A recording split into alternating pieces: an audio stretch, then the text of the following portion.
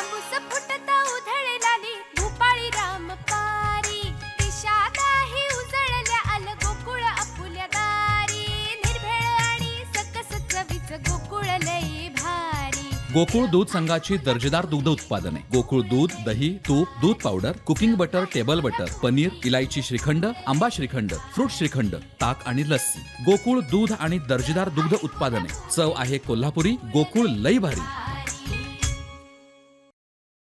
MIDC सुरू करण्यासाठीच्या long मार्चनंतर दोडामार्गवासी व नेते मंडळींशी दैनिक कोकणसाचे संपादक संदीप देसे यांनी संवाद साधलाय. पाहूयात.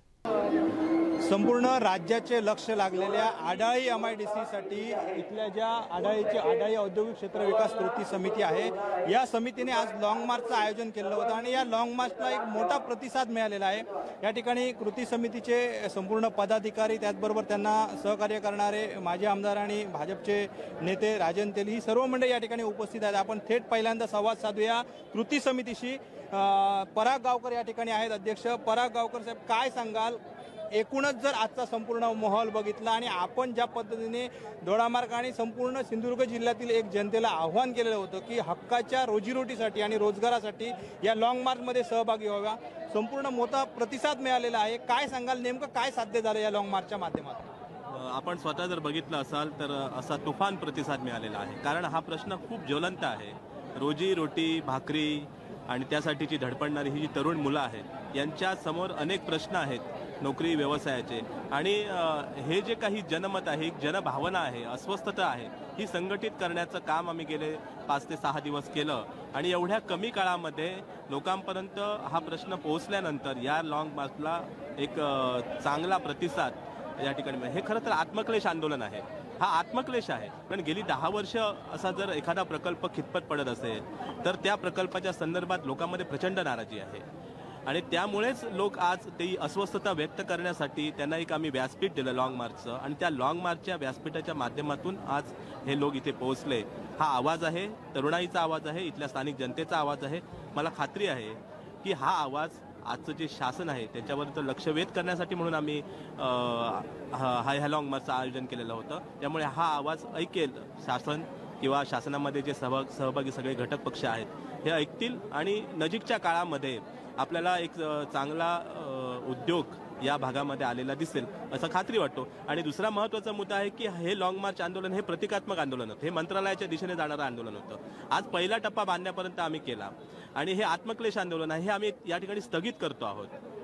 जर या संदर्भात काही कार्यवाही झाली नाही तर निश्चितपणे जनता पुन्हा जाब विचारेल आणि त्यासाठी पुन्हा जर आंदोलन करायची वेळ आली तर आंदोलन करावं लागेल. पण मला खात्री वाटते की जनतेचा जो रोष आहे तो रोष इथले राज्यकर्ते आहेत ते ऐकतील आणि त्याची दखल घेऊन निश्चितपणे या संदर्भात काहीतरी ठोस कार्यवाही होईल. नक्की जनतेचा रोष आहे तो राज्यकर्त्यांपर्यंत पोचावा आणि यासाठी ज्या पद्धतीने आयोजन केलं होतं त्यात सक्सेस झाल्याची प्रतिक्रिया या ठिकाणी गावकर देत आहेत. पराग गावकर आणि त्यांच्या संपूर्ण टीमला ज्या पद्धतीने तेली साहेब यांनी जो एक पाठिंबा दिला, सत्तेत असूनही या ठिकाणी लोकांच्या प्रश्नासाठी, रोजगारासाठी ते आज या लाँग मार्चमध्ये सहभागी झाले. थेट त्यांच्याशी संवाद साधूया. साहेब नमस्कार. आपण आज सत्तेत आहात. सत्तेत असताना सुद्धा आपण मगाशी भाषणात सुद्धा उल्लेख केला की अगदी वरिष्ठांची माफी मागून सुद्धा आपण या आंदोलनात लोकांसाठी प्रत्यक्ष सहभागी झालात. लाँग मार्च होता, लोकांनी एक मोठा प्रतिसाद दिला. काय साध्य झालं या लाँग मार्चच्या माध्यमातून? आपण अगदी जळजळीत प्रतिक्रिया दिली होती, काय सांगाल? लाँग मार्चचा उपयोग काय झाला हे गेली 4 दिवसापूर्वी आपण सगळेजण बघताय. हे कालच बघा, काल MIDC मध्ये लाईट पेटली. काल संध्याकाळी MIDCतल्या सगळ्या लाईट काल त्या ठिकाणी पेटल्या. काल उद्योगमंत्र्यांनी पत्रकार परिषद घेतली. उद्योगमंत्र्यांनी एका उद्योगाची घोषणा केली. 1 महिन्याच्या आत तो उद्योग या ठिकाणी सुरू करणार अशा प्रकारची घोषणा केली. आमची जी मागणी होती की तिकडे उद्योग परिषदा घ्या, त्या उद्योग परिषदेची पण घोषणा केली की ह्या महिन्याच्या अखेरीपर्यंत गोव्यामध्ये जाऊन त्या ठिकाणी ते उद्योग परिषद त्या ठिकाणी घेणार आहे. आज अशा अनेक ज्या गोष्टी आहेत. काल आमच्या ज्या लोकांनी प्लॉट मागितले होते 8 महिन्यापासून त्यांना प्लॉट मिळत नव्हते, पण काल त्यांना ई-मॉलद्वारे पैसे भरण्याची ऑर्डर त्या मिळाली. पण लाँग मार्चचा उपयोग कसा नाही झाला? लाँग मार्चचा उपयोग झाला. आणि म्हणून मी आज या निमित्ताने या ठिकाणी सांगतोय की उद्या आमदार कोणी असू दे, स्थानिक आमदारांनी ह्या सगळ्या गोष्टीचा विचार करायला गेली 15 वर्ष तुम्ही ज्याही लोकांनी तुम्हाला दिले त्या 15 वर्षात आपण एक तरी उद्योग आणला का? तर तुम्ही आमदार आहात तिकडे, आणि म्हणून त्याचा पाठपुरावा करायला पाहिजे होता. तो पाठपुरावा त्यांनी केला नाही. मग उषा इस्पात बंद पडली, उत्तम स्टीलवाला येतो पण ऐकते, रोपवे करतो आंबोलीला सांगितली. आज किती गोष्टी आहेत. ट्राय ट्रेन सुरू करतो सावंतवाडीत सांगितली, फिशरीज विलेज चालू करतो म्हणून सांगितलं, चष्म्याचा कारखाना चालू करतो म्हणून सांगितलं. आज कुठला कारखाना आपल्याकडे आहे याचा आत्मपरिक्षण त्यांनी करायला पाहिजे. निवडणुका आली काय घोषणा करणं.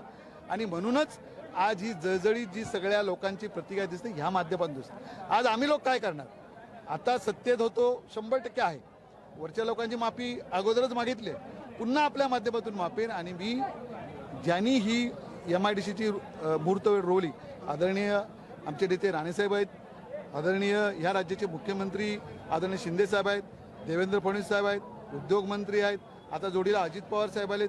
या सर्वांपर्यंत ह्या लोकांच्या ज्या भावना आहेत आत्ताच्या तुम्ही पोचवल्यात, पण ह्या भावना पोचून शेवटपर्यंत निर्णय होईपर्यंत या लोकांच्या मागे राहणार. आणि ही कृती समिती जो काय आदेश देईल त्याप्रमाणे त्यांच्या मार्गदर्शनाखाली पुढचं उद्याचं काम होईल. उद्योग यायलाच पाहिजे ह्या दृष्टिकोनातून आमची धडपड आहे. आपण एक गोष्ट लक्षात घ्या, 30 वर्षापूर्वी लोकांनी जागा दिल्या किनारपट्टीच्या, ताजला दिल्या, सिदादीला दिल्या. का चालू झालं ना हो? लोकांनी कशासाठी दिल्या होत्या? आपल्याला काम तिथं मिळेल म्हणून. आज लोकांनी आपल्या भूमिका केल्यात, पण राज्यकर्त्यांनी करायला पाहिजे. आणि म्हणून सरकारचा लक्षवेध करण्यासाठी आंदोलन होतं, सरकारच्या विरोधातलं आंदोलन नाही. आणि म्हणून या निमित्ताने सरकारमध्ये माझे सगळे जे सहकारी आहेत त्यांना हात जोडून विनंती आहे की कोकणाकडे लक्ष द्या. आणि जे लोक आज 18-20 हजार लोक, जे तरुण तरुणी जे इकडे कधी ॲक्सिडेंट होतात, आपल्याला ऐकायला खूप वाईट वाटतं. आणि ते जे गोव्यामध्ये जात आहेत, ते जे आपला जिल्हा सोडून जातात, आणि पण दिवसेदिवस लोक इथले कमी होत चाललेत. आपल्या 4 विधानसभा होत्या, 3 वर गेल्या. राजकीय बघायचं गेलं तर जे आपली पार्लमेंट राजापूरपर्यंत होती, आपण चिपळूणपर्यंत गेलो. हे जर थांबवायचं असेल तर इथंच रोजगार या ठिकाणी निर्माण व्हायला पाहिजे. आणि त्यांना वरिष्ठांनी साथ द्यावी ही हात जोडून ह्या सगळ्या युवकांच्या वतीने मी माझ्या सरकारला, मायबाप सरकारला मी विनंती करतो. आणि त्यासाठीच काम करेन अशी आजच्या निमित्ताने मी आपले. नक्कीच आपण सरकारला विनंती करताय, पण जे सरकार आहे आणि आता आपल्या जिल्ह्यामध्ये 4 मंत्री आहेत, एवढं मोठं जे चांगलं या ठिकाणी वातावरण असून, कारण गेल्या अनेक वर्षांचा जर आपण गेल्या 30 वर्षाचा आपण जो इतिहास सांगितला, ज्यामध्ये राज्यात वेगळं सरकार होतं, केंद्रात वेगळं सरकार होतं, मध्यंतरी दोन्ही सरकार होती, मात्र आज सगळं एक योगायोग आणि चांगला समन्वय जुळून आल्याचा आपल्याला दिसतोय. ज्या पद्धतीने आपण विनंती करताय त्या पद्धतीने हक्काने इथल्या लोकांसाठी आपण राज्य शासनाकडे जी मागणी आहे ती आज या ठिकाणी राज्यात सुद्धा आपलं सरकार आहे आणि संयुक्त सरकार आहे. शिंदेसाहेब, फडणवीस साहेब, त्यानंतर इथले स्थानिक संपूर्ण केंद्रात सुद्धा आपले राणेसाहेब मंत्री आहेत. तर या सगळ्यांची सांगड घालून हा जो प्रकल्प आहे, लोकांचा जिव्हाळ्याचा प्रश्न आहे, यासाठी आपला आग्रह कसा असेल? 100% तुम्ही एक विचार करा, राणेसाहेबांनी आपलं काम केलं. आज मधल्या 2.5 वर्ष सरकार कोणाचं होतं? 2.5 वर्ष आपल्याकडे सरकार नसल्यामुळे ह्याला थोडासा वेळ झाला. आता साहेबांनी परत ओरसला आता 200 कोटी रुपये खर्च करून तिथे प्रशिक्षण वर्ग चालू करते. म्हणजे ही मी सांगत नाही आहे, अधिकृत घोषणा होईल. 20 एकर जागा तिकडे दिलेली आहे. आता रवींद्र चव्हाण साहेबांनी आता ह्या येणाऱ्या 4 दिवसात ते येत आहेत. आज आदरणीय देवेंद्र फडणवीस साहेब आहेत, आदरणीय एकनाथ शिंदे साहेब आहेत, उद्योगमंत्री आमच्या जिल्ह्यातले आहेत. सगळ्यांना एकत्रित करून या गोष्टीला चालना मिळायला पाहिजे म्हणून आमचे प्रयत्न या ठिकाणी. काहीच झालं नाही असं आम्ही म्हणणार नाही. आतले रस्ते झाले, आतलं प्लॉटिंग झालं, पण काल घोषणा झाली नवीन एका 250 कोटीच्या याची. माझं म्हणणं ते तुम्ही पूर्णपणे करा आणि मुदत द्या की ह्या वर्षभरात अमुक अमुक गोष्टी. आम्हाला माहिती आहे काय काय वेळ लागणार म्हणून. मग त्यासाठी जशी 250 कोटीची घोषणा केली तसंच प्लॉटचं वाटप काल केलं. ते प्लॉटचं वाटप केल्यानंतर त्या लोकांकडनं हमी घ्या. एवढ्या दिवसात हा उद्योग सुरू करणार आणि कठीण नाही आहे. 20 मिनिटात जर तुम्हाला मोपा असेल तर आज मोठमोठे उद्योजक या ठिकाणी येत आहेत. बाजूला नेसलेसारखी कंपनी आहे. एवढे छोट्या छोट्या कंपनी आज तात्पुरती शेड बांधू नये आणि एकदा व्यवसाय सुरू करून किमान 3,000-4,000 लोकांना व्यवसाय मिळू देत.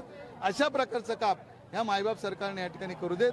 तसेच प्रयत्न किनारपट्टीच्या बाबतीत पण सुरू करणार. आज पर्यटन खातं आमच्या भाजपकडे आहे. गिरीश महाजन त्याचे मंत्री आहेत. त्यांना पण विनंती केली की ताजमध्ये ताज हॉटेल येताना ज्या शेतकऱ्यांना अन्याय झाला त्यांना पण काहीतरी पॅकेज द्या.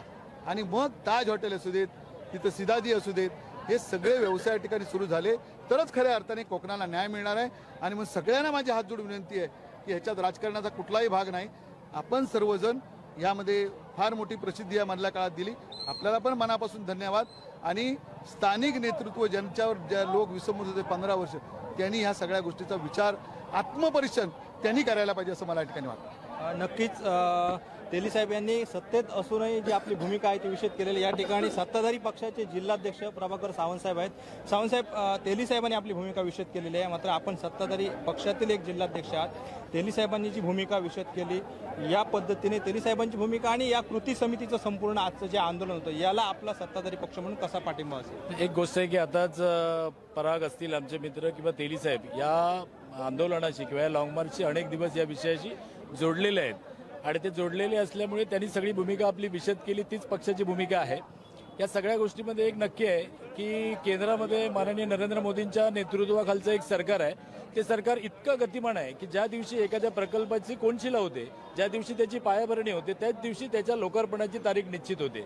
आणि अशा पद्धतीने गेल्या 9 वर्षामध्ये मोदीजी असतील, त्यांनी सगळेच किंवा सरकार असेल एकंदरीत त्यांनी अशा प्रकल्पांच्या पूर्णत्वाला नेलेले आहेत. आणि महाराष्ट्र सरकार जे त्यांच्याच आदर्शावर काम करतंय. त्यामुळे महाराष्ट्र सरकार, आम्ही सत्ताधारी असा मगाशी उल्लेख झाला, पण महाराष्ट्र सरकार सुद्धा अशाच पद्धतीच्या प्रकल्पांना अत्यंत वेगवान गतीने करण्याच्या मनस्थितीत आहे. पण मला असं वाटतं की एखाद्या प्रकल्पामध्ये निर्णय प्रक्रियेमध्ये समाविष्ट असणारी काही लोक असतील, त्यांची भूमिका आहे लोकप्रतिनिधींची, ती भूमिका ही हट्टाची असता नाही तर ती नक्की हक्काची असली पाहिजे. त्यांनी लोकभावनेचा आदर केला पाहिजे, त्यांनी सगळ्या लोकांना विचारात घेतलं पाहिजे.